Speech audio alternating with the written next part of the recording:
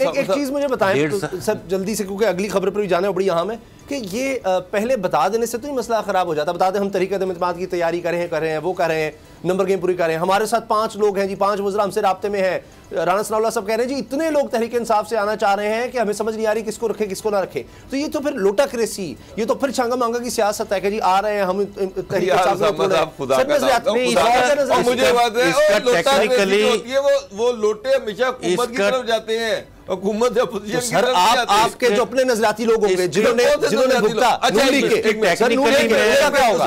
मुझे एक बात बताएं, 2018 के इलेक्शन से पहले कितने नून लीग के लोग नून लीग छोड़ के पीटीआई में गए?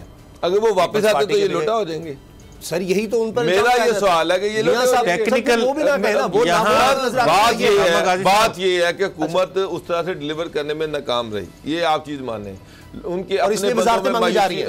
हुकूमत नाकाम रही है इसलिए वजारतें मांगी जा रही हैं। नहीं हुकूमत नाकाम है, तो वो किस लिए अलग होना चाह रहे हैं? वो तो वजारतों के लिए क्यों जुड़े हुए हैं इनके साथ? उसामा गाजी साहब टेक्निकली मैं आपको ये नजरिया मिलता है कि काफ लीग का और पीटीआई का नजरिया मिलता है, क्या ये नजरियाती तौर पर इकट्ठे हुए हैं? सर ऑपोजिशन इनको पावर के लिए सारे इकट्ठे हुए हैं। ऑपोजिशन वो तो इत्तेहादी तो एक्सप्लॉइट करेंगे। सर ऑपोजिशन किस नजरिए के तहत इकट्ठी हुई हुई है? वो किस नजरिए के तहत? इमरान खान साहब जो उधर जाके इस्लामाबाद में बैठे हुए थे जब कंटेनर पे, तो किस नजरिए के तहत बैठे हुए थे? इस हुकूमत को गिराने के लिए, करप्ट हुकूमत को गिराने के लिए। तो वो भी इसीलिए बैठे हुए। उसामा गाजी साहब टेक्निकली मैं बात करूं आपसे कि आज अगर पूरी असम्बली के लोग भी वज़ीर आज़म के ख़िलाफ़ हो जाएं तो वज़ीर आज़म का कुछ नहीं बिगाड़ सकते। अगर इस चीज़ को देखें ना, वो क्या बिगाड़ लेंगे? वो किसी जगह पे भी वोट ऑफ नो कॉन्फिडेंस का हिस्सा नहीं बन सकते, वो गैर हाज़िर नहीं रह सकते। तावक्त है कि वो कोई या तो स्पीकर को पहले चेंज करे अपोजिशन, और वो वोट शोट डालें तो वो स्पीकर जो है वो वोट डलवा दे उनको। अदरवाइज़ वोट डालने से पहले अगर वो फ्लोर क्रॉस करने की कोशिश करते हैं तो स्पीकर उधर ही उनको रोक के डिफेक्शन क्लॉज के तहत। अच्छा मुल्ला साहब मुझे एक बात बताएं, अगर मुल्ला साहब एक मिनट मुझे रुक जाए, अगर अपोजिशन स्पीकर ही उड़ा देती है और स्पीकर अपना ले आती है तो फिर क्या बनेगा?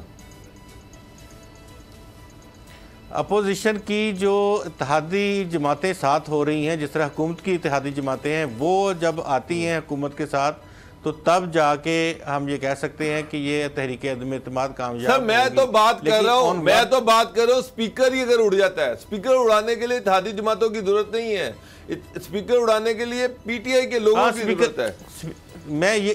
मैं यही तो कह रहा हूँ कि स्पीकर के लिए अगर फिर ये इधर से शुरू करते हैं कि पहले स्पीकर की जानिब बढ़ें, तो फिर यही है कि स्पीकर का तो कोई मसला नहीं है, खुफिया रायशुमारी उसमें वो आराम से अपना काम दिखा देंगे और स्पीकर को अलहदा कर देंगे।